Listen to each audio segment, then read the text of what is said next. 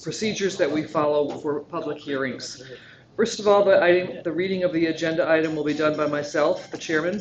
The staff presentation will, then there's a staff presentation of which follows a question and answer from the Planning Commission. There's no specific time limit on that presentation. After that, the applicant is allowed to give a presentation. The time limit is limited to 10 minutes. The speaker will be notified when the time has expired. The presentation is limited to the agenda item as presented on the agenda. Then there is a question and answer time period from the Planning Commission. There's no specific time limit on that. The third step is the public comment. I'll open the floor so the public can make a comment. There are online meeting guidelines. It's the email, but we don't email anymore. If citizens have questions and comments, the questions should be directed to the Planning Commission. The citizen is limited to 3-minute speaking time. The Planning Commission reserves the right to allow for more time. The speaker will be notified when the time has expired. The public comment is limited to the agenda item as presented on the agenda. After that, the public comment, the floor is closed. The applicant is allowed 10 minutes to respond. The speaker will be notified when the time has expired. And again, the presentation is limited to the agenda item as presented on the agenda. Finally, I will call for a motion on the item. Okay, with that being said, we'll open up the special meeting for the Jenks Planning Commission for Thursday, September 30th of 2021. May I have a roll call, please? Greg Bowman.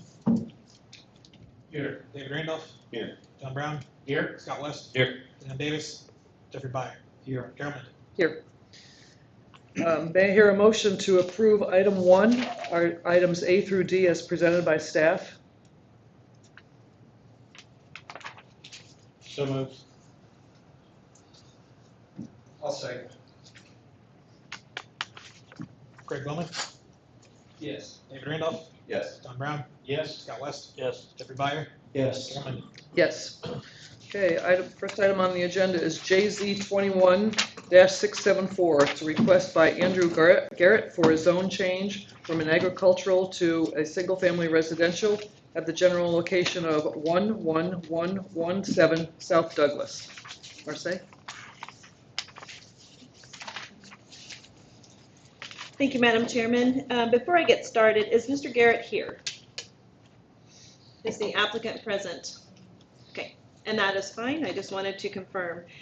This lot is located within Glenwood South, and the request tonight before you is a request to rezone from Ag to RS3. This entire residential neighborhood is a platted subdivision within the city of Jenks. It was annexed after it was platted and built. What has happened in this particular case, the applicant was in the process of adding on to their home when the protective inspections, the building inspector was reviewing his application, saw that he would be encroaching a 40-foot rear yard setback for an ag property because he was looking at just the zoning but not the actual parcel. So they sent it over to me, and we were looking at it and realized that basically it's an entire subdivision that's non-conforming. So in this particular case, staff does not see any reason why we should not rezone it. It would not be, if you were looking at it from a map, it might look like spot zoning, but it would not be spot zoning because spot zoning would be an incompatible use. And this is a residential use on a residential lot in a residential neighborhood that just happens to be zoned ag.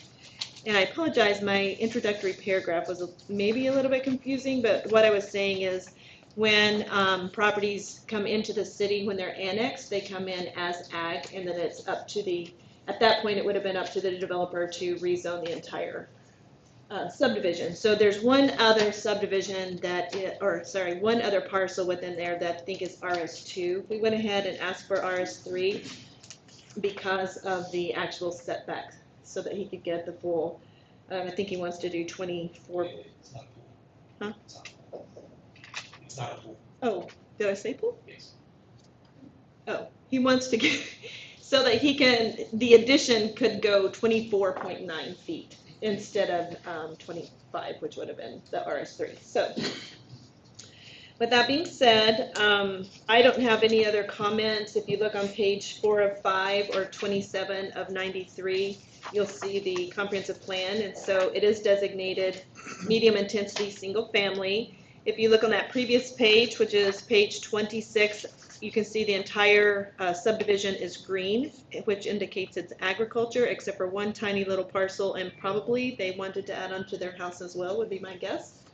So anytime someone in that neighborhood wants to do something, because of that 40-foot rear yard setback, we will probably see them again. And page 28 just kind of shows the aerial view of the lot that we're talking about. And then you can see the actual plot plan there. Do you have any questions? Any questions from the commissioners? Thanks for going over that. It seems like a no-brainer to me, but do we have a process to kind of catch future developments? So hopefully we don't have this again in the future, or have to go through and change. Like for annexation? Yeah. We've talked about that internally. I believe state statute is what sets that language, and it goes from ag, it just comes in as ag, and that's what our code also says. But you would think that the person who is part of the staff person who's helping with that annexation would have that conversation and ask that they apply immediately for a rezoning for the entire property. Okay. Well, that's all. Thank you. Okay. Anyone else? I realize the applicant's not here. Is anyone in the audience here to speak on behalf of this agenda item? No? Close the floor. Do I hear a motion? I'll make a motion to approve JZ 21-674. Second. Craig Bowman, Yes. David Randolph, Yes. John Brown, Yes. Scott West, Yes. Jeffrey Byer, Yes. Chairman. Yes. Next item on the agenda is SUP 116, a request by Shannon Duncan for approval of SUP 116 to extend the boundary lines of SUP 74 and allow for additional church uses. General location is at 11725 South Elm. Marcy?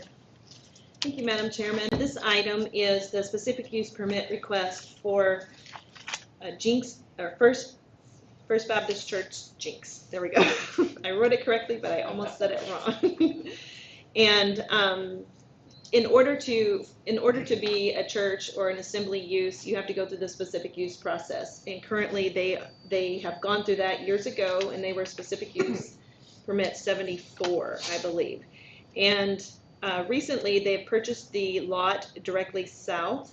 It was a single-family residential lot, and they've already gone through tremendous man hours and resources and finances to get that lot cleaned up, and they have completely remodeled the interior of the home, and they are calling it the annex, and that annex property will be used for classrooms, etc. And one of the reasons is it's just a lot more comfortable for people often to sit in a home-like setting rather than in a church classroom setting, but also just from the perspective of heating and cooling, it's a considerable difference.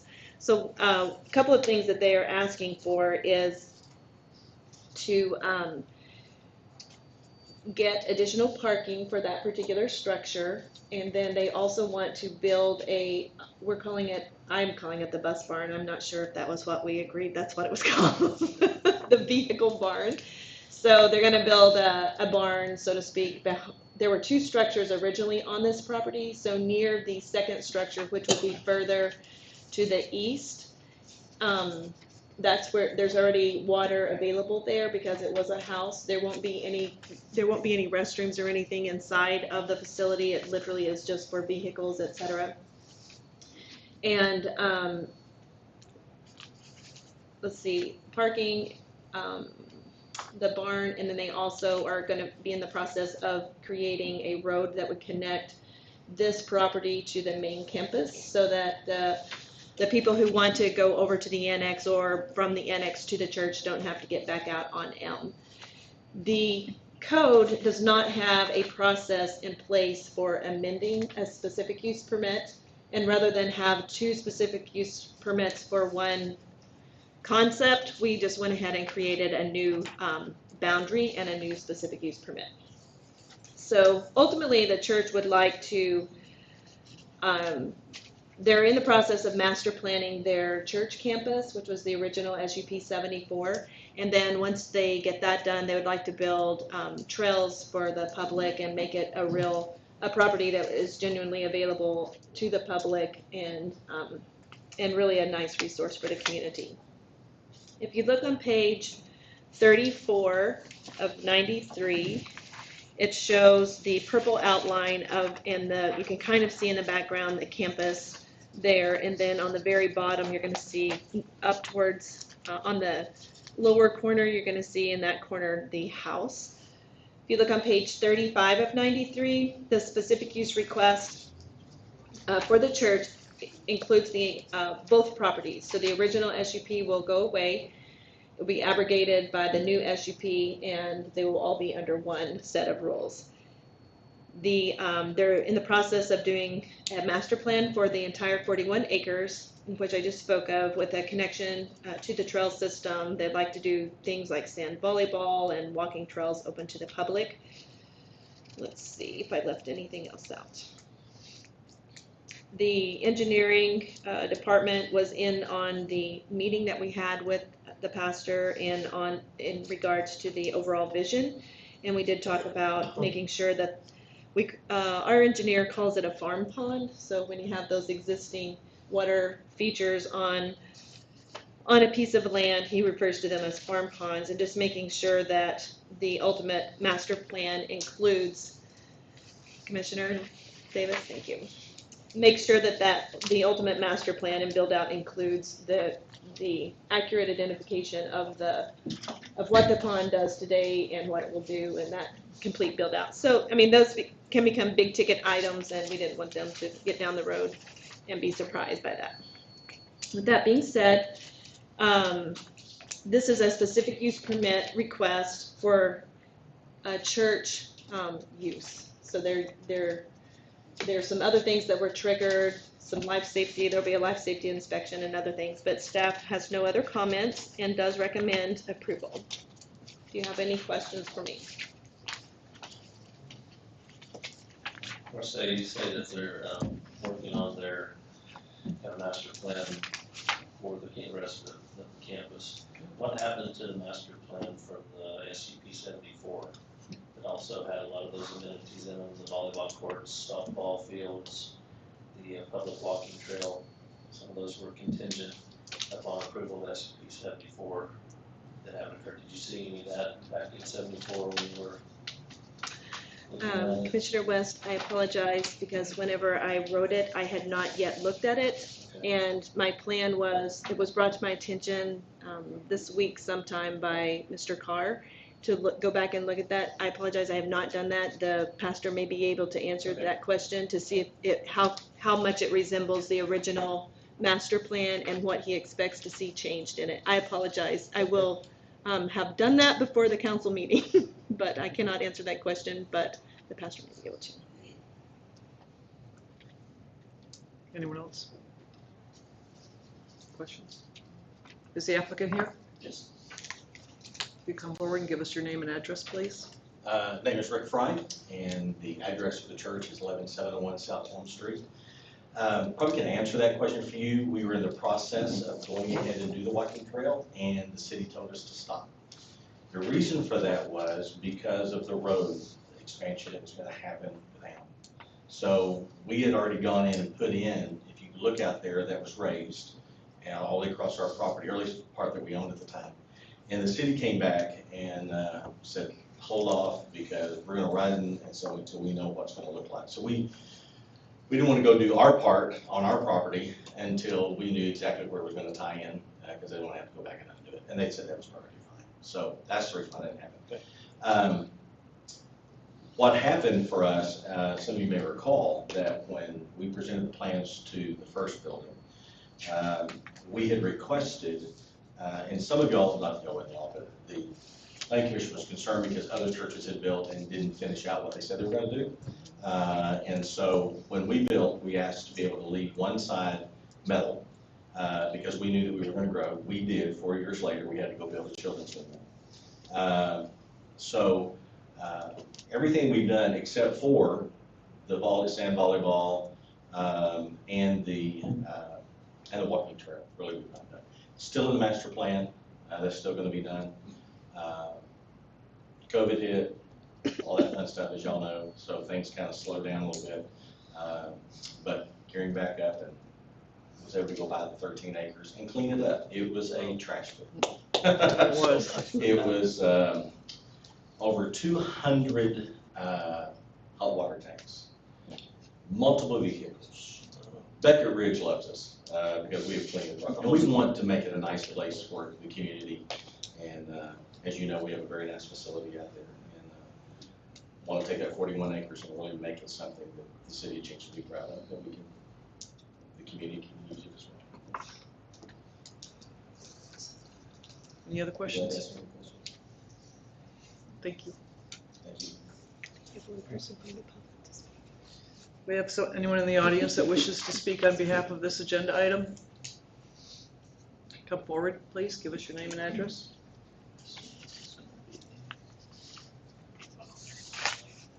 Good evening, Chair and Planning Commission. My name is Eric Enyart. I reside at 409 West 119th Street South in Jenks. I'm a resident of Beckett Ridge, just south of this property.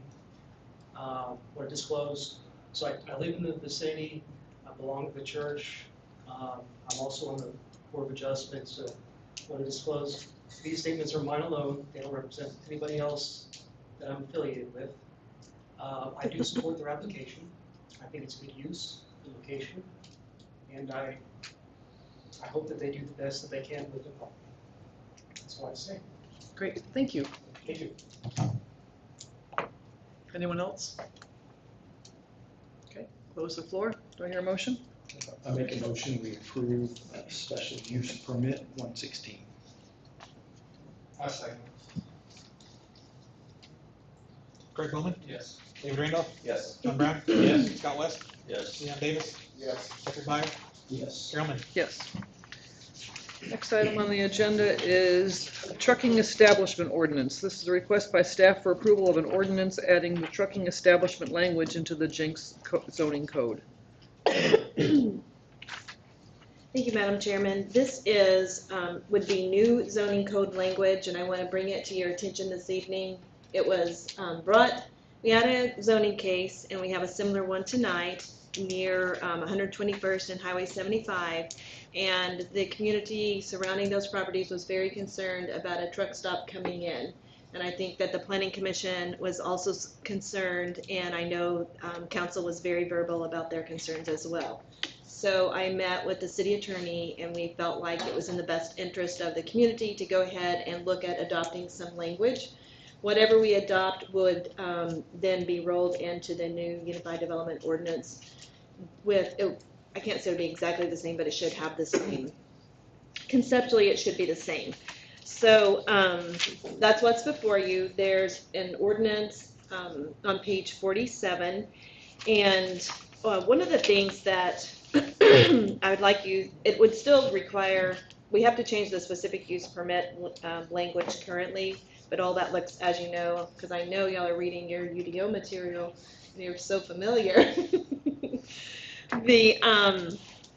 Then it would go, when you look down on page 48, that's where it actually starts talking about the use units and use unit H being a trucking establishment. So it says locational standards, a trucking establishment is a unique and specialized land use, and we understand that, and there's the right place to have a trucking establishment, and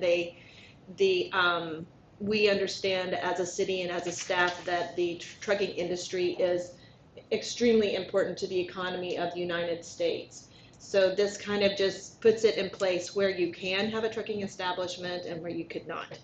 So it talks about locational standards. It says, given the distinctive nature of this particular use, the locational standards identified below are of paramount importance for the health, safety, and general welfare of the public. As such, the Planning Commission, before recommending approval to City Council, will carefully consider the following provisions of the specific use permit.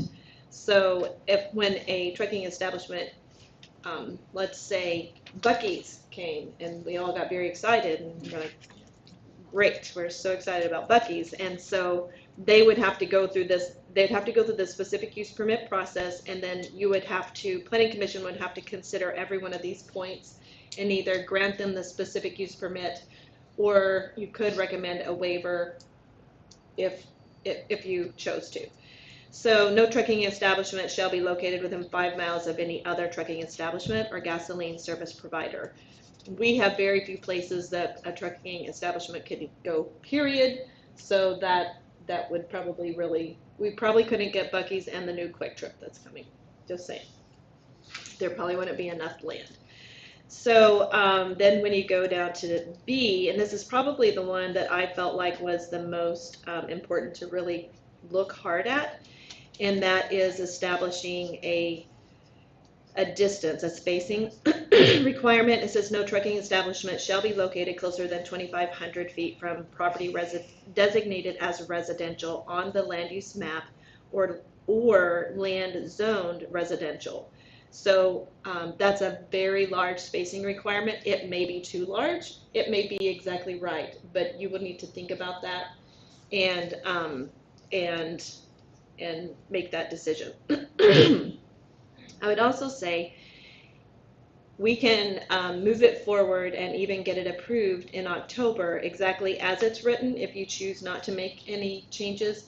And then when we adopt the UDO later in the year, probably in November, if we felt like after we adopted it, we're like, yeah, maybe that was a little bit too rigid, let's adjust that a little bit. We could do that at that time. Does that make sense? Mm-hmm. Okay. So minimum parcel dimensions, 20 acres with a 400-foot frontage, required yards, building height, building coverage, open space, etc. And then there are prohibited uses. That's about it. The rest of it is just all the places. It's not easy just to add one thing.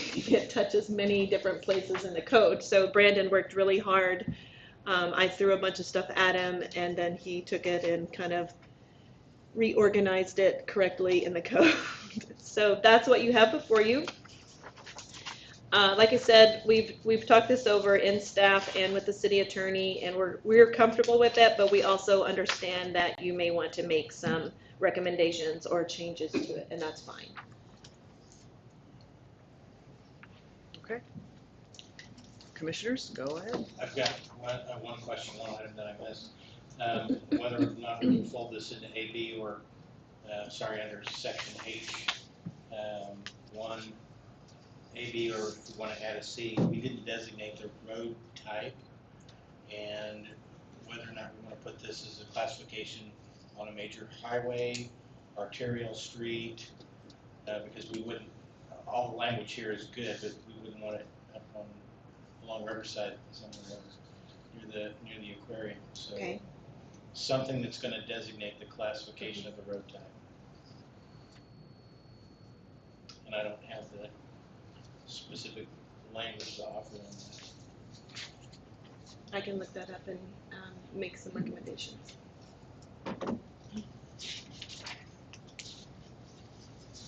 Anyone else? So can I make sure I'm reading this right? You know, it says not closer than 5 miles of any other trucking establishment, gasoline service provider. I mean, any gas station basically with that? Is that what's intended? That is. Okay. But that we would only, and when I was thinking through it, I was thinking only within our own fence line. I wasn't like if Glenpool or Tulsa or has something, I wasn't including them. I was just looking within our fence line, and maybe that needs to be clarified. Okay, and then on the definition of trucking establishments, I mean, I think it's a good definition, but like, what if something meets some of these things, but not all of it? We also added, on page 52 of 93, we also added what would a convenience store be and what is a gas station with a mini mart. To Yeah. try and differentiate. So Okay. if you don't meet the convenience store or the gas station, and we know that you're much larger than that, then you would probably have to go into this specific use permit and go from there. Like, let's say there was something that's only fuels trucks, but not passenger cars. I mean, would that still be considered a trucking establishment? Yeah, I would think so. Okay. Thanks, that's all I've got. Anyone else?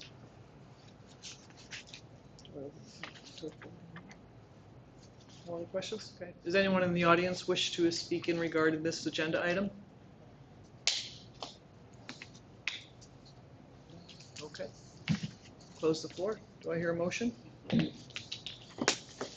Make a motion that we approve the proposed language for the new ordinance for trucking establishment proposed, with the provision that you'll come back with language on the road type. Second?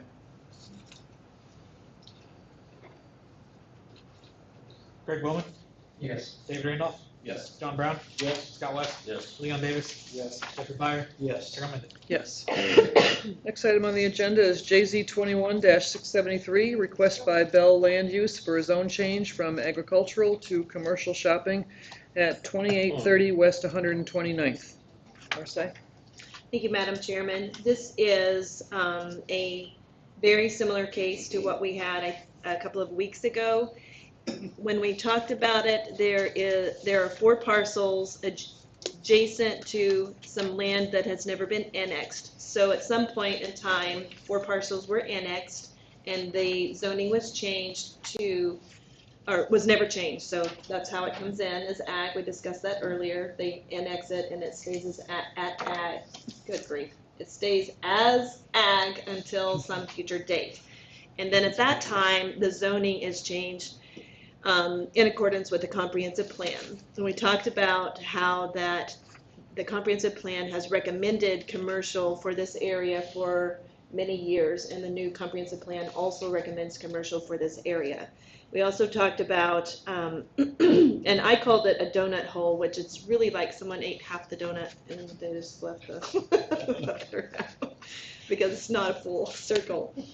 So you're only, I want to say for the record, in the original staff report to Planning Commission and then later to City Council, I tried to give you the zoning information, and then I try to just give you additional information. So in that particular report, I gave a parcel ID and for the parcel in question, and it was actually incorrect. I had copied and pasted. I looked at multiple different parcels over there because I was looking at ownership, and when I ended up pasting the information into the staff report, I pasted the ODOT parcel immediately to the west. So I did talk to legal, and it does not require the Planning Commission or Council to reconsider the case.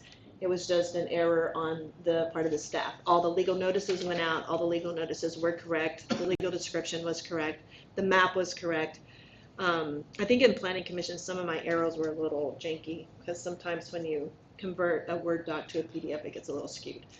But I tried really hard this time I checked it twice, it is the correct parcel number, and it is, all the arrows are in the correct place, as far as I can tell, on this staff report. So, Council approved the first request to rezone the parcel on the southwest corner during the regularly scheduled hearing on July 22nd, citing they were not favorable of seeing a truck stop development.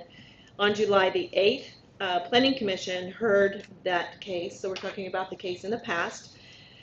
And in a motion of 4-1 with 2 members absent and 1 no vote, 9 citizens at that time spoke against the zoning change. The consensus, I would say, a lot of citizens were concerned. I think a lot of them are here again this evening about the potential of a truck stop, because there was some chatter out there about that.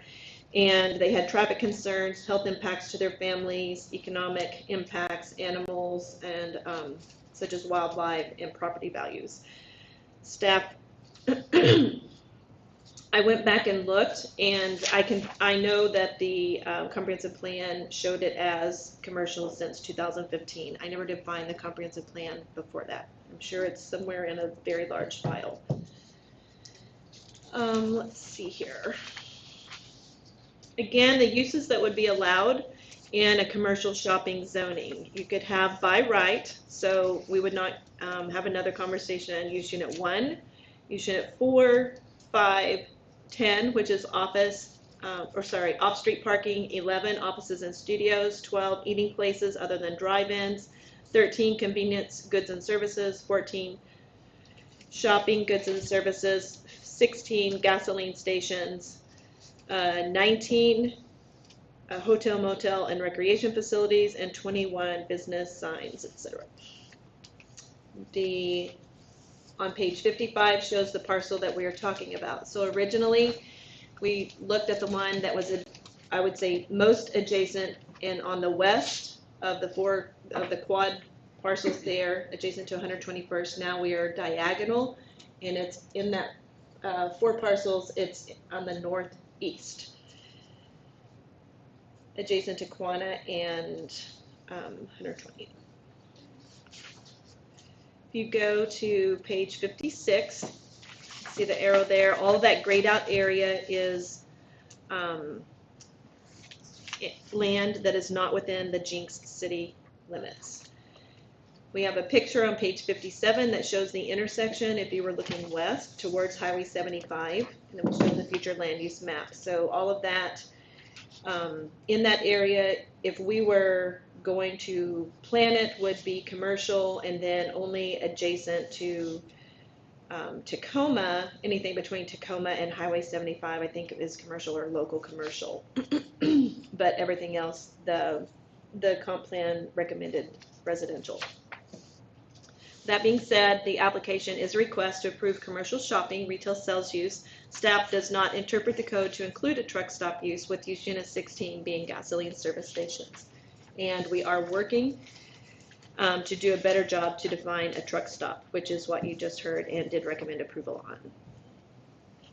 I had the same recommendations I had originally. Staff recommends conditional approval of the rezoning request from ag to commercial shopping, and that the applicant work with staff to determine utility connections. I believe they have a meeting set up to talk about that, and plating would be required.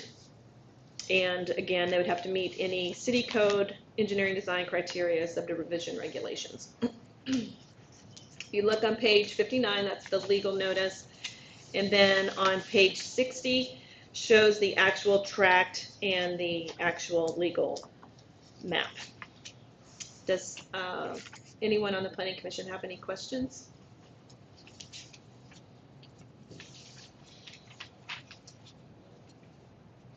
Can I make a quick comment? Absolutely. You know, I voted no on the adjacent properties earlier, but I feel like I need to briefly explain myself. I think this area is destined to be commercial in some form, so I don't disagree with the comprehensive plan, and I know some of the neighbors may feel like they would not like it developed, but at the same time, I want to balance neighborhoods and develop in a responsible and not a dangerous way. I think the truck stop ordinance that we just voted on is a step in that direction. But like, I would be concerned with some other potential uses, maybe the other commercial uses might be fine. So I also have some concerns about traffic in the area. I've driven that. I think we've all probably driven there, and you know, that 4-way stop a little bit to the east, even the highway, it doesn't move real well, especially during rush hour. So I think that's a little bit better with the 111th and Elwood being open now, but I wouldn't say it's great. So in a perfect world, I'd kind of like to see a traffic study or, you know, some sort of analysis on that before we just add a bunch more or open up for anything. And maybe there would be some uses that wouldn't really add a lot of traffic. So, you know, I am conscious of sort of dangerous things next door. I think gas stations, truck stops, butane, you know, we don't want these things right next to neighborhoods. But, you know, retail, convenience stores, I mean, I personally don't have an issue with that. So this is an improvement. I still have the same concerns about traffic and what other types of business may develop, but I realize I'm maybe running upstream here against the comprehensive plan. So that's what I got for now. Thank you. Well said. I will jump in here as well, and that being, I agree, comp plan is correct, that location needs to move in that direction. The only concern that I really have is being that this is the northeast corner of that donut hole, or croissant, I guess we'll call it, is access. We've got the question of the property to the south. If that's going to be retail or commercial, we don't necessarily want to come in on, was it 120th, and adversely impacting the property owner to the west is a concern, because then that, it's still showing that there's a residential property on the map, so that, it does raise a question of what goes in there. And I'm not sure how we address that quite frankly.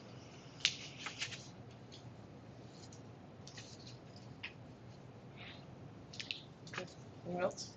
I would remind the planning commission that the engineering department has hired a consultant to do a traffic analysis for the city. So this area would show up in that study. What's the timing on that study? Because I'd be very curious to see it in this area in particular. There's a good chance any project that can get their infrastructure in place would happen before the study is completed. I mean, I just asked because we're voting on this tonight. Obviously, we don't have it right now, but. I think I talked to Chris Cloyd about that, and I know we're at least a year away from getting any answers. Okay, with the applicant come forward, keep in mind that you are limited to 10 minutes. Give us your name and address. Time starts now. My name is Robert Bell. I live at 1011 West G Street, and Chairman and members of the commission, let me see if I can address some of this question. And I don't want to talk long because we've kind of beat this up last time, and it's really the same application. What we're looking at here is we have 3 different owners of property that I think is going to come in and try to rezone and move forward. There's one owner who used to be a member of the planning commission, Jeff Dyes, who owns that house in the back, and I think that if it's right for him, he'll do the same thing at that point.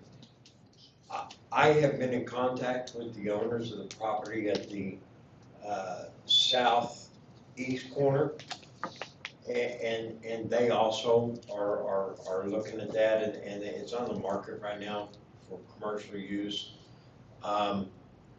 It's beneficial that all these properties be looked at the same time, so we get it right. The connections, there's no roadway out there that allows all this to link up.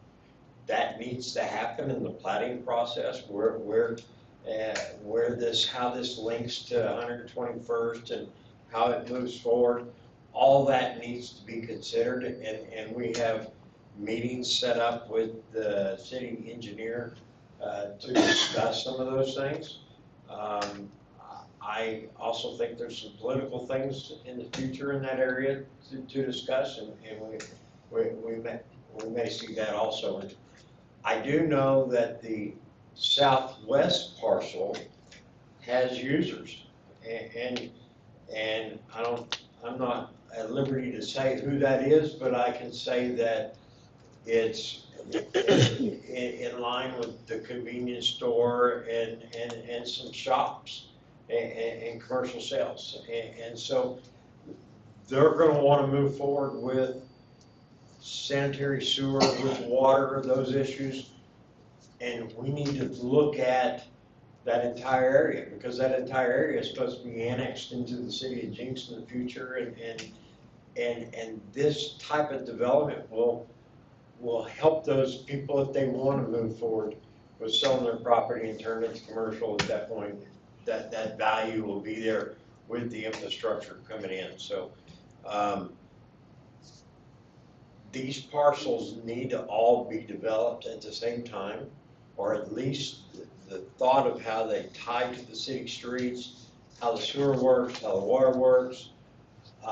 There used to be better access for the public to come down through that way before the Highway 75 expansion happened, and the state took away some of that access points.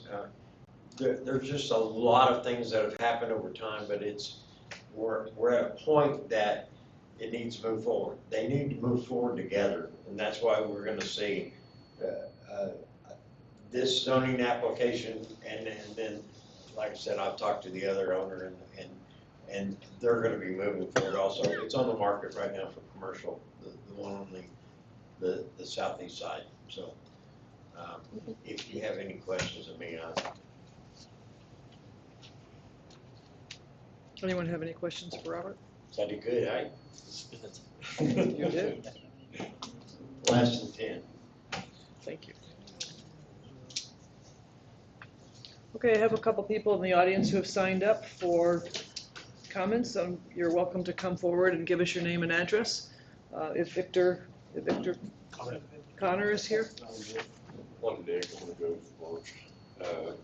I've got a question for. Your name and address, please. Excuse me, Nick Halter, 2921 West 120th Street. And I have a question for Marseille. I've got questions to ask you guys. Did your responses take away from my 3 minutes of time? Yes. They do? Oh, sorry. Do your responses to me take off of my time? No. Cool, thanks. Very good. I'd like to start, tell you where I live. Right here, right across the street from that. And what I wanted to ask, first of all, is what is the reason you don't want a truck stop there? Is there a particular reason other than the distance between other truck stops, fueling stations, et cetera? Is there another reason that you don't want a truck stop there? I personally don't want a truck stop there for what kind of people it brings to the location. Understood. Because I live right by you. 24 hours a day, right? I'm more worried about sex trafficking down Highway 75 Totally agree. in a truck stop. Not a Totally gas agree. station, you don't always see that in gas stations. Well, actually, a convenience store 24 hours a day is just a miniature truck stop. That's what it is. People coming in and out all hours of the night, making racket, making noise, doing sex traffic or whatever you call it. I don't see any difference between a truck stop and a 24-hour convenience store. Inviting the same amount or the same type of people and activity all day, all night. So that's what I wanted to ask you. Why not a truck stop? You answered. I presume you're going to agree to that, yeah? Yes, no, maybe so. Go ahead. Okay. Second of all, I wanted to ask, there's a federal law where you cannot operate a fueling station 300 feet away from a residential area or a residence. I wanted to ask, is that from the point of a buried fuel tank? Is that from the point of a fuel pump? Is it the boundary of the property where the convenience store gas station is sitting on to the edge of my house or to the edge of my property line? I don't think anyone here is educated on the federal law regarding that setback, and I personally cannot answer that.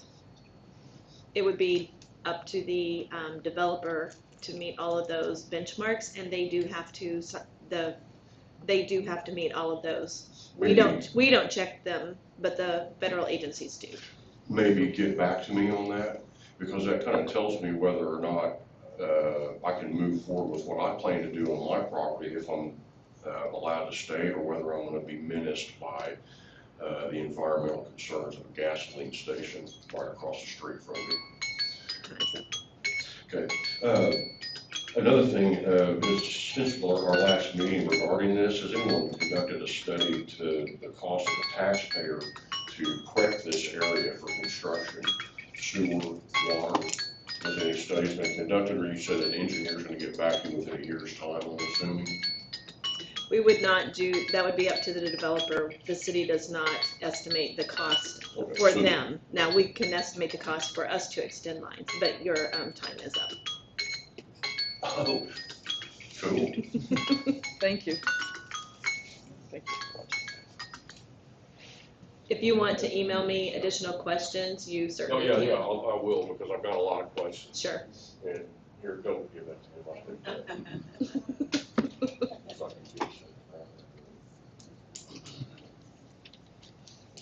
That's that funny little tune. It's not my phone, my children calling. I thought that we should talk with them. My name is Rick It is O'Connor, I live at in there. 11819 South Tacoma Avenue. I kind of represent our southern and United States community that we put together, which is all these properties that you see in white, with exception of just a couple. A lot of them are traveling still traveling from last time.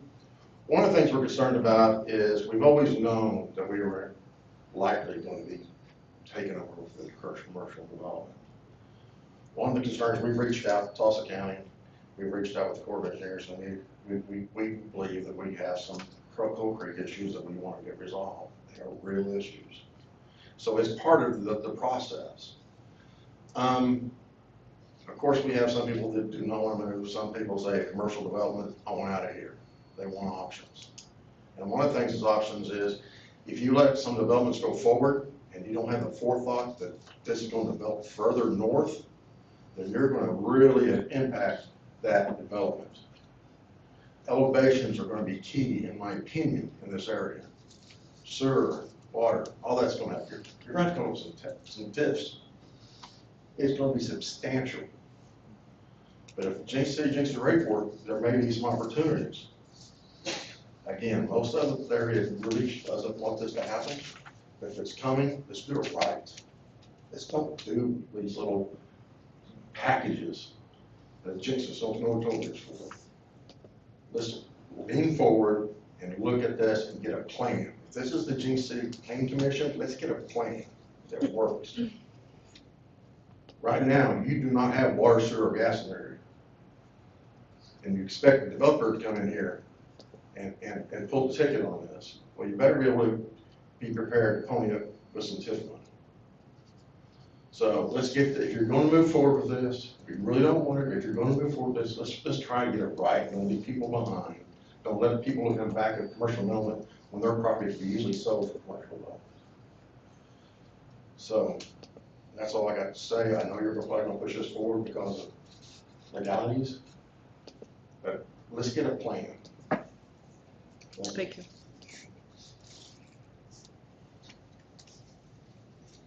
Doug Mitchell, Yeah, that's me. are you wanting to speak on this item? I actually didn't really want to speak. I thought it was just like an attendance. Oh, okay. Sign in. Yeah, I'm a resident. Okay, if you're going to speak, then I need you to come forward and give us your name and address, please.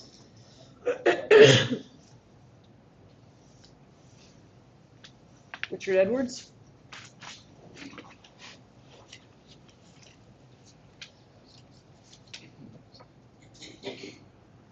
I'm Richard Edwards, live with my wife at 2813 West 120th Street, directly behind that property.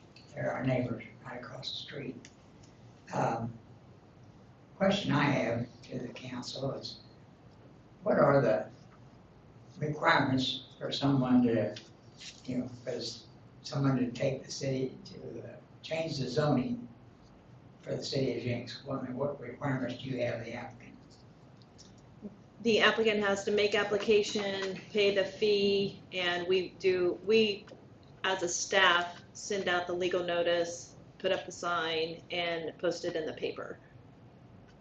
There are no physical requirements for property, because I noticed when the other property was zoned, there was drilling people out there, drilling down, checking the whole property, and I didn't know whether that was required on this one, because I haven't seen any on this one.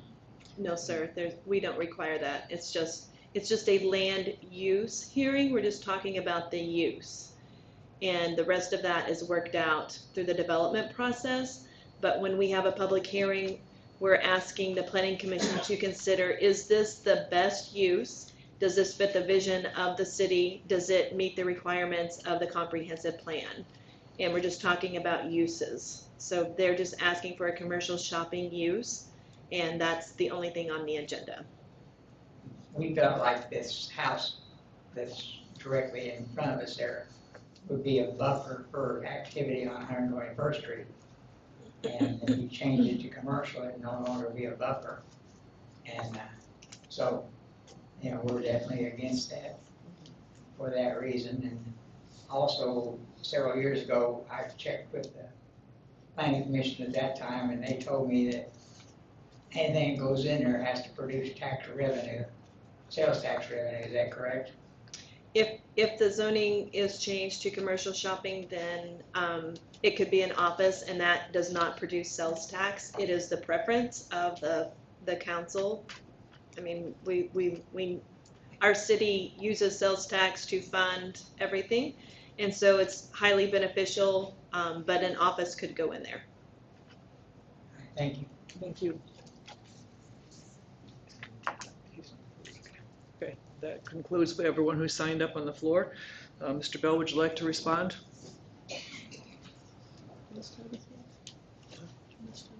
Ted? Just responding to some of the comments, and I agree with the gentleman that said this, let's make a plan and get this right, and I think that's what's going on. That they see some people out there doing soil tests and some other things, they're gearing up to move forward, know what they're dealing with. The planning process will address a lot of those issues that we've heard. That planning process will address some of the access issues onto 121st Street. We've got an island in the middle of the road. There's some of that needs to be looked at. Does some of that island need to go away, or I really think that the entrance to all the commercial through the middle is a good thing. If we can put all these pieces together and have them platted together, that can happen. So, and I would we have a residential house there right now. If the development of that was commercial in some action, and the house is looked at as a buffer, well, zoning requirements when it's backed up at that point, and those are AGR. I think it's residential in nature, that 2.5 acres. I think perimeter fences and buffering fences would be a part of the application. So, just my thoughts. Okay. So, but long-range planning is what needs to happen in here, and the plat process will address a lot of these issues. Thank you. Okay, the floor is closed. Commissioners, do I hear a motion?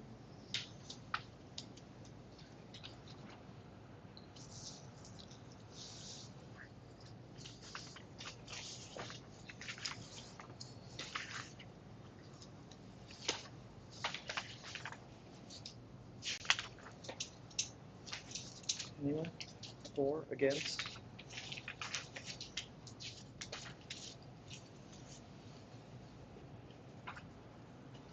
I'll step in. I don't see how we have any way around it, since we are in a situation where it does meet the comprehensive plan. And given that it's on a major artery street and right off of the highway, it's consistent with all the other development that we've done. So I'm gonna make a motion that we approve JZ 21-673. Can I just, I don't mean to cut off the motion, but can we talk about deviating from the comprehensive plan for a minute? If that's all right, Chair? Sure. We've got this new plan where we have a nice chart, color-coded, but we've already deviated from it somewhat with things. We found areas where it's supposed to be a park, it's not a park, or often it's to add commercial. So I think it's a pretty good comprehensive plan. We need some guide to develop from, work with, but you know, I don't think it's perfect. I guess I kind of want like the Thomas Jefferson Bible, where you sort of cut little parts out that you don't like, you know, but there's serious issues about reading utilities in here, but again, I'm not opposed to it being commercial ultimately, but we have to kind of do it in a responsible way. So I'm just kind of preview my vote. It's kind of no for now, but you know. And can I address that since I've made the motion? Absolutely. Yeah, so, and here's my thoughts on that. I would agree that a planning document needs to be a living document. It's not something that we say, well, this is what's done, good or bad, ugly, we have to stay with it. But in this particular case, we've got a request that's been made before the commission to make a decision based upon what we have approved. So we've got a duty to respond back then to the owners of the property that made that request based upon what we've approved. So I feel like we have to answer that question. So Marcetti, he's correct, right? There's nothing we can actually do because it's in the comp plan. Like you said, it's Highway 75, so I don't know why, Mr. Randolph, you would be against it. You know, actually, my property's right there, and if all these people sell their houses, it all backs up to me at that point. And then I would be probably the one that would suffer the most or whatever, but I still can't say no, correct? Because it's in the comp plan, and this person owns this land, and they're wanting to change it from ag to commercial to sell it to go about their life. So there's not really anything we can do besides maybe, you know, there's really nothing we can do but approve this. Correct. I think that I hear what all of you are saying, and I think that when you think of the comprehensive plan, I've always said it is a land use guide. It's here to guide the future, but it's more than just the future land use map. So a lot of times we go back to the map and say, okay, the map shows it, which is what I put in my stat reports. I put the map in, but there's like 80 something plus 100, I don't know how many pages of document that lead up to and support the colors on that map. So it's not just the idea of the map shows this as pink or red, that this is regional commercial. There were factors considered. This is adjacent to Highway 75. It's on a major, it's on an arterial that leads to Highway 75. It has access already to go. And so it's not just the color on the map, and that's what we kind of look at.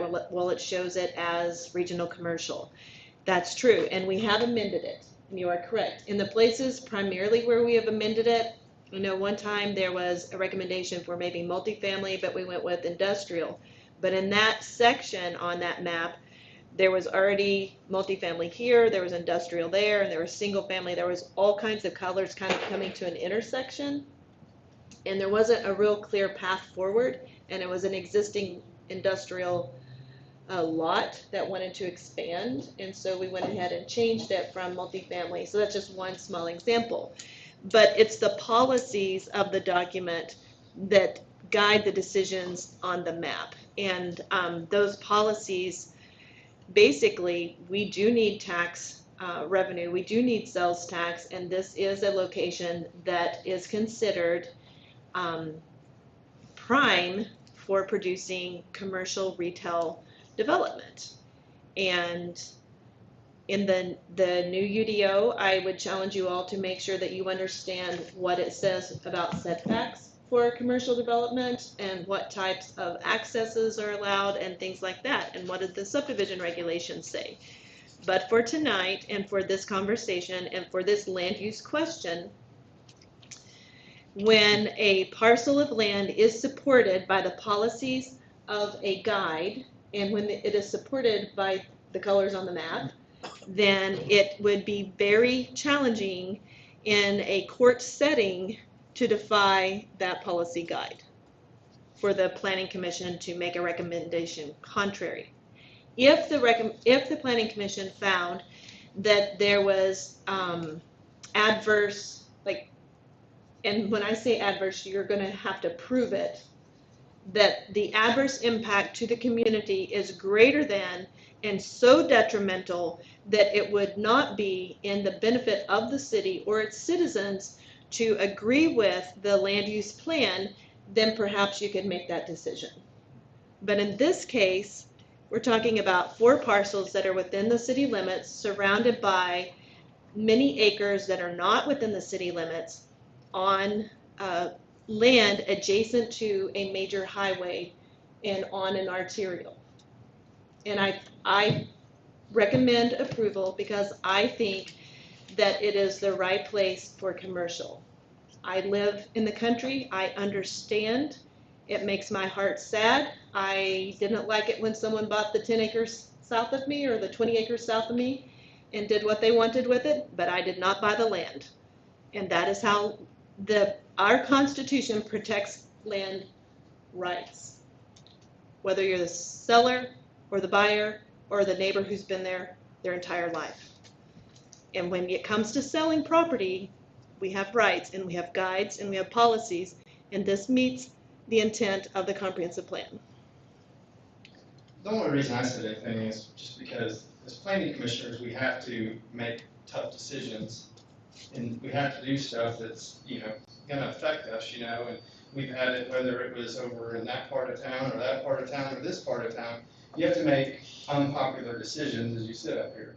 And that's what I'm saying with this. This is a guy switching his land from ag to commercial. It makes sense. There's not really anything we could do in court of law. Do I want it? No, because I like the deer that run through there and all that. But we have to make unpopular decisions, and we're gonna make people mad, we're gonna make people happy, and it's part of our job. That's all I want to say. It's not that I don't wish it would all stay the way it is, but we can't do that as planning commissioners. And, sometimes we're not gonna make everybody happy. It's true. Very well spoken. And thank you for the clarification, Marcia. I think that's right, and thank you very much for doing this. I feel like a little, I mean, why does this commission exist? I mean, we're here to plan. I mean, if it isn't that way in the comprehensive plan, then check mark done. I mean, why do we discuss this? To me, I think you have to sort of consider those factors and see if maybe they rise to that level that you described. And this may or may not.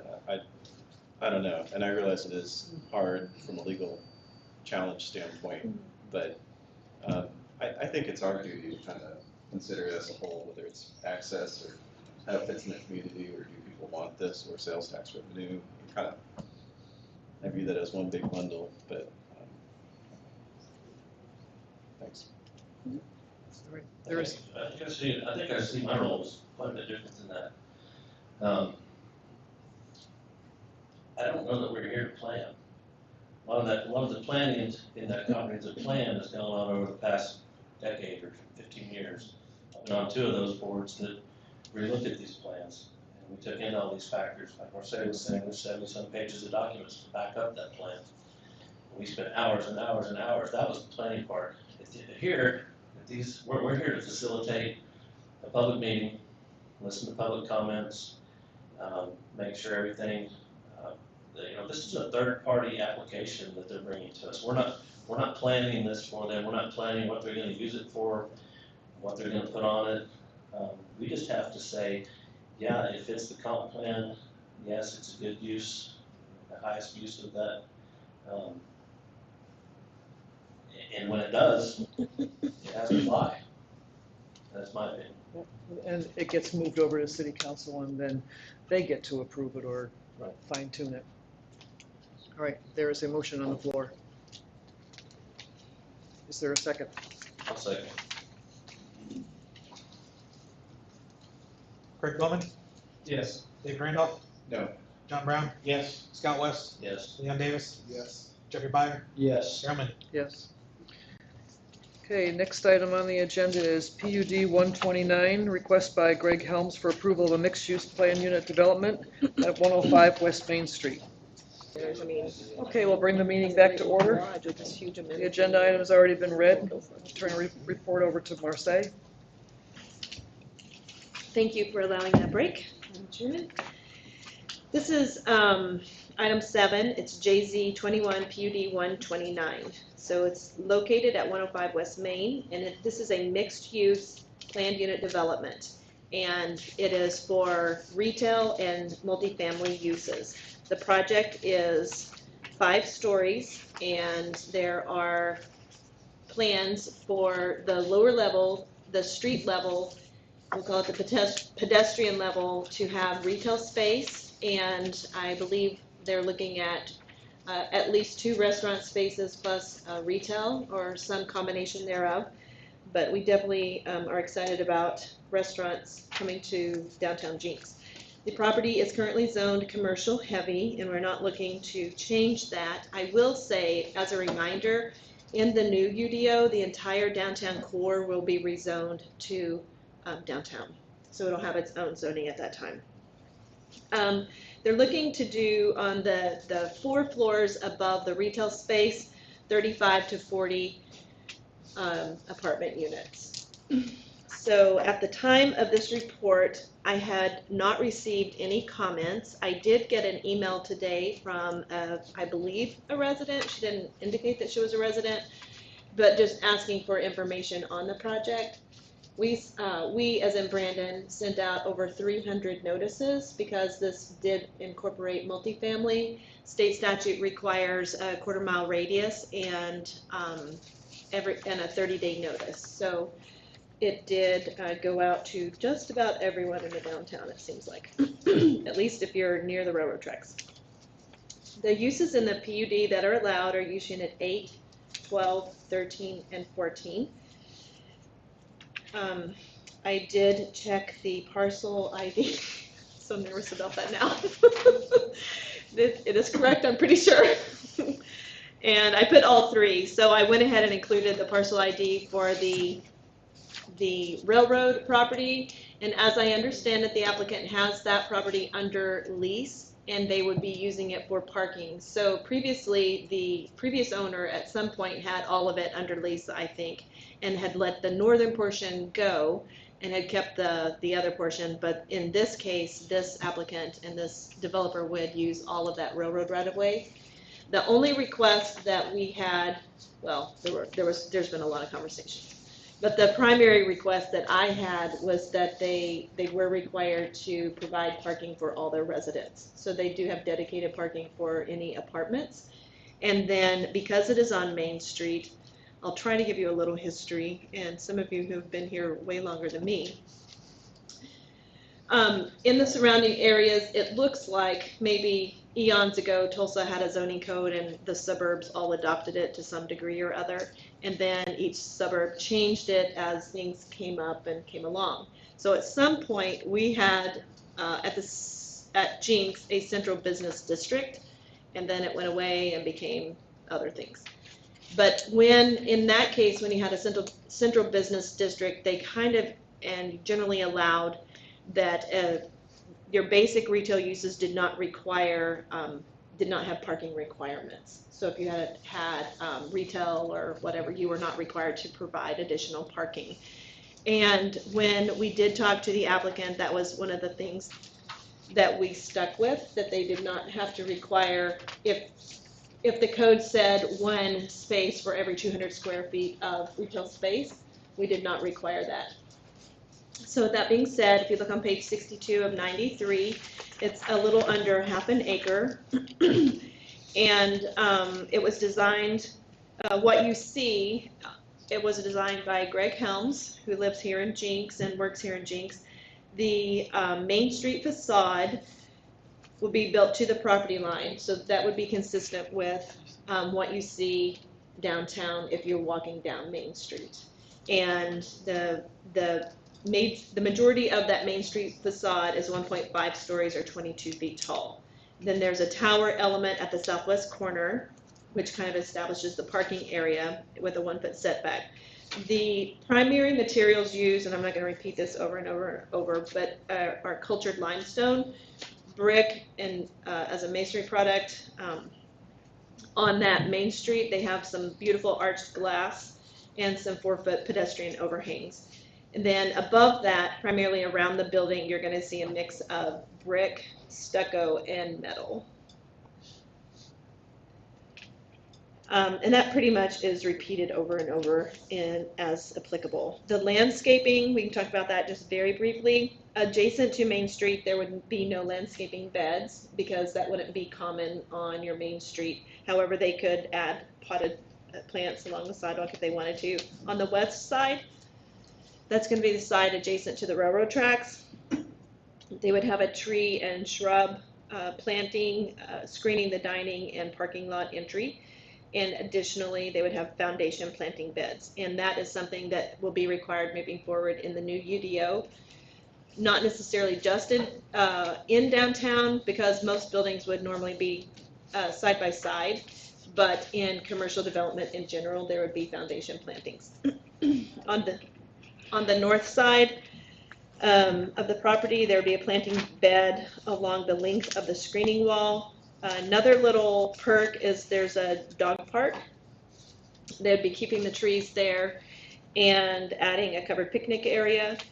And then in the non-residential uses would be exempt from the off-street parking, which is what we already said. And there is an error on page 2. So down at the bottom of 62 of 93, it says 1.5 parking spaces for a 1-bedroom and efficiency, and 0.2 for a 2-bedroom. But in reality, that would be like a bicycle, and I don't think that's the right. So that should be two parking spaces for a 2-bedroom, and they are including some bicycle racks, which, by the way, just an FYI, and not on topic, we've been getting some requests for bicycle racks in downtown, so that's exciting. So PUD 129, on page 63, the uses that are allowed in commercial shopping. So we have use unit 1, 4, 5, 8. Let's see, I think I should have checked that one. 10, 11, 12, 13, 14. Did I do that right? Let me have to go back and review that. So then down at the bottom, it has the PUD, how much street frontage they have, etc. I want to bring to your attention that this one will be 85 feet, which is taller than normal, but perhaps it is our new goal. In the new UDO, the minimum, if you were to clear a lot, raise a lot, scrape it, whatever you want to call it, you would have to build back a minimum of a 2-story building. You would not be allowed to build back a 1-story building. If you look on page 64, you see the zoning map. I put 3 arrows there because you have the railroad right-of-way, which would be included for parking. Then you have the triangular piece, and then you have the piece to the east. These are adjacent to the ice cream shop, which I apologize, I don't know the name of, and George's, which is behind it. What is it? Rusty. Oh. Yeah. I should practice that before council. At the bottom is the Google aerial map, and I kind of just give you the general area there. And then on page 65, you're going to see some more aerial shots, and we all know what it looks like when we come across the railroad tracks, and I can tell you what it feels like to walk across there. It feels like a lot of sand burrs, and, and it doesn't feel really safe. But I know that the city staff is working to get sidewalks and permission to build sidewalks. Apparently that's quite the task. If you look on the page 66, it shows some of the pictures of the existing building and the adjacent properties. So this application is a request to approve a mixed-use PUD, allowing for a single unified development that incorporates several different uses within the same building, including commercial and residential space. This project is an urban, walkable, connected space. The materials at the street level are sustainable, high-quality masonry products and match the existing downtown in style and scale. I said in scale, but that might be a little teeny exaggeration. It's close. At least the first level, right? Okay, approving this request would allow the current and or future property owners to build a structure up to 85 feet in height with a pool, dog park, and covered parking, as well as retail and multifamily residences. Then you start on page 68, the introductory letter from Mr. Helms, and then the content of the PUD. And I would point out that at the top in the very first paragraph, it does say they expect to do 35 to 40 apartments, and many of these they have wrapped balconies, and I did speak with several of the counselors, and they seem to be excited about it. It talks about the facades on Main Street and on the west, on the north and on the east, and then the landscaping, and I had tried to highlight all of that information for you in the actual staff report,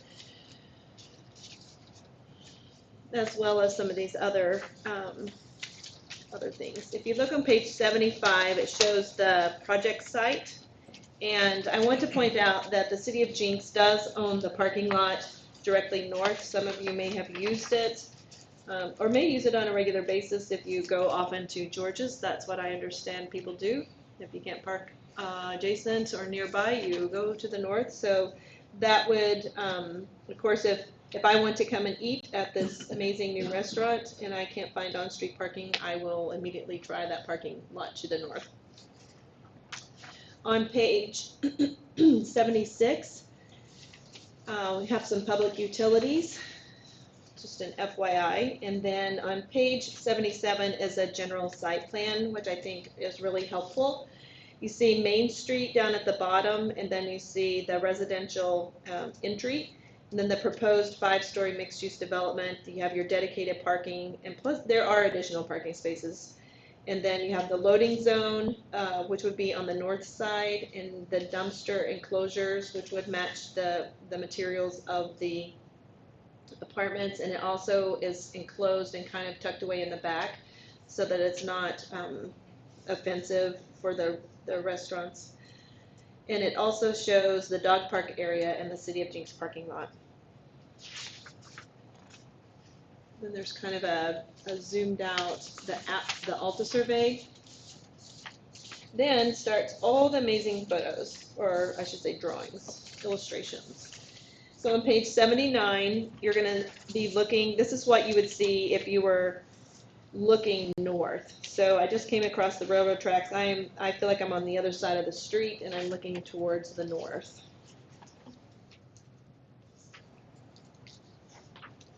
I love that they use the, there's also a little balcony. If you look on page 80, it shows you that when you're on the second floor, you can actually look onto Main Street. So that's really great.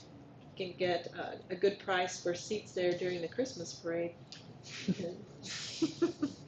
All kinds of uses for these things. And on page 81, you see the aerial view looking north and west. So this is shows the scale of Jenks on Main, and then you have George's and the ice cream shop there. So now we're looking on page 82. This is the aerial view looking south. So we're kind of behind it, over behind George's, looking towards the development. So there's also they call it a yoga area. So there's an area for outdoor exercise, and then I think it could be a multi-use space for the tenants or even for the restaurant. And so I thought that was I love that. I love the use of the outdoor there. And you can also see those wrapped balconies on the corners.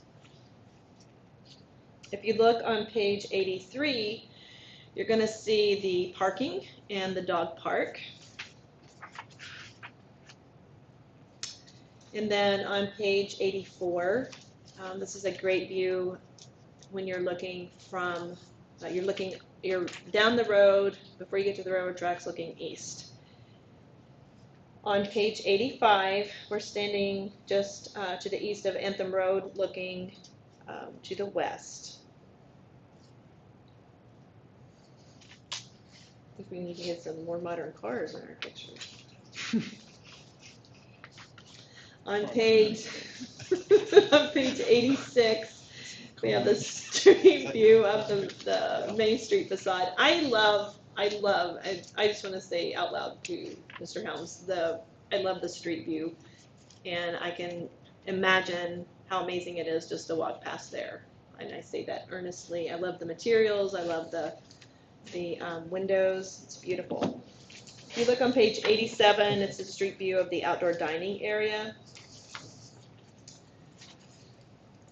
Page 88, the swimming pool area and a little bit of outdoor dining. You can see the outdoor dining there and some other areas. Dog park up close on page 89. Page 90 is the street view from the parking lot looking south. And then on page 91, the street view looking north. Then I included the legal notice, and you'll see on page 93 the large area that received the notice. So that being said, this has had a lot of conversation for many, many, many months.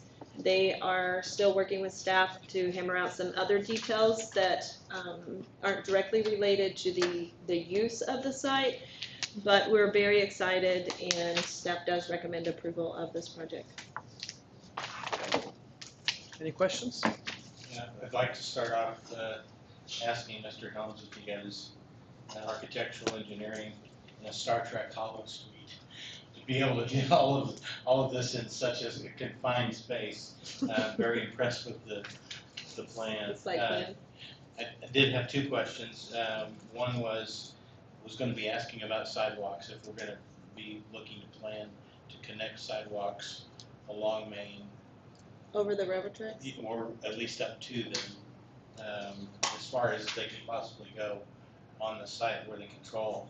And the second question was going back to page 63 and 93 on the permitted uses, because we went down through the CS, but I noticed on page 1 where we talked about the specific uses in the PUD.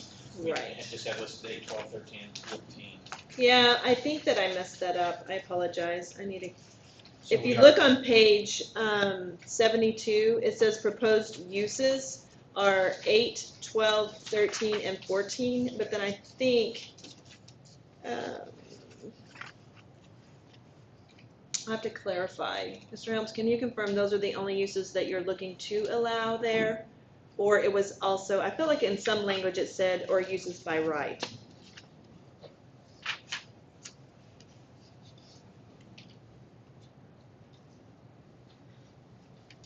And that was all. Thank you. Anyone else? Oh, there you are. Get my name and address Yes, first? yes, please, for the record. Greg Helms, 424 East Main Street, here in Jenks. Right, so what we were looking for were those uses plus the uses by right, because we're already a CH. We're here because the CH requires a PUD for the multifamily. Okay, and that's what I did identify in the chart. But then when I was reading it earlier in the staff report, I was like, wait, my chart doesn't look like what I read, so that's fine. I thought it said that, but I couldn't find it quickly, sorry. And then just to touch on your comment about the sidewalks. So we've been in contact with Mr. Floyd. He's given us a preliminary layout of the Main Street work that is in design. And so we'll tie our sidewalk and drives in with theirs. And there's some rework of the storm sewer where that lake is right now that should be resolved as part of this also. Any other questions for Mr. Helms? Looks great, Mr. Hill. It does. Thank you. It's a beautiful building. Okay. Did we get any public comment on this at all? I know there were a ton of notices sent out. Just curious what came back. Just the one lady who emailed me today and asked for information, and I emailed her the packet as well as the something else. I gave her two things. Okay. Well, just one more thing, sorry. No, it's good. I think it looks like a great development, so thank you, Mr. Helms. This level of detail is great. I think I've seen similar projects in downtown Tulsa do really well. It seems like this could fit well in Jenks too, so I'm excited about it. Marcy, I just have a technical question. Yes. When the application says stucco, that's a masonry product, does that include EPIS or just stucco? Too technical? No, Probably. it's not too. Or maybe that's a question for Mr. Helms. When I read It's not the stucco, same. yeah, it's not the same. I just am curious about it in terms of the finish because it's an amazing looking building and exciting work to take place. I think the Jenks school system has used a lot of EPIS. Probably hence my question. I would say the zoning code calls them the same thing. Thank you. Okay, so no one signed up from the audience to speak, so the floor is closed. Hear your motion? I make a motion to approve JZ 21 PUD 129. I'll second. Craig Bowman, Yes. Dave Randolph, Yes. John Brown, Yes. Scott West, Yes. Leon Davis, Yes. Jeffrey Byer, Yes. Carol Mendel. Yes. Other business? You guys like making the nice ones, don't you? Yeah. I don't want to do the tough ones. Thank you, Madam Chairman. I wanted to remind you all that The UDO is available online if you haven't had a chance to read it. I'm still taking comments. We'll be gearing up to do our final draft. I still am looking to get it approved, to bring it to you all in November for a recommendation and then approving it at City Council. That feels very stressful to me, and Mr. Carr told me today that that is my own deadline, and if I'm stressed, it's on me. Basically, that's what he said. So I think it's important to get the UDO adopted this year, and that is my goal. So if you have questions, if you want to meet with me, I know last time you said that you were available, if we wanted to do it in a group or something, and that's fine. I'm going to send out. I've got meetings scheduled with Jackie to start finalizing some of the content. So if you want to meet with me prior to that, anytime in October, probably before the last week, and I can get you those dates. Or Brandon, could you make a note to send those dates out? Thank you. I am going to leave town tomorrow at 6. So also I handed out the social media policy. And this is something that has already been in effect. We just kind of reworded it in order to, it's always been in effect, and the council it basically has always said this policy applies to members of the city council as well as all members of city boards, commissions, and committees. And so this is not something new. I just wanted to bring it to your attention. If you find yourself having any violation in any way, I would urge you to correct that violation immediately, because we want everybody to be in good standing with the policy, with the council. And it will not be adopted until October the 5th, which is next week. I will not be at city council, so this is kind of just a gently revised basically resolution. So it's just a little more, it's a little clearer on what can and can't be done and more specific to make sure that my Board of Adjustment, my planning commissions and members and anyone else understands what the expectation is from the council and even legally, because we also want you to be protected.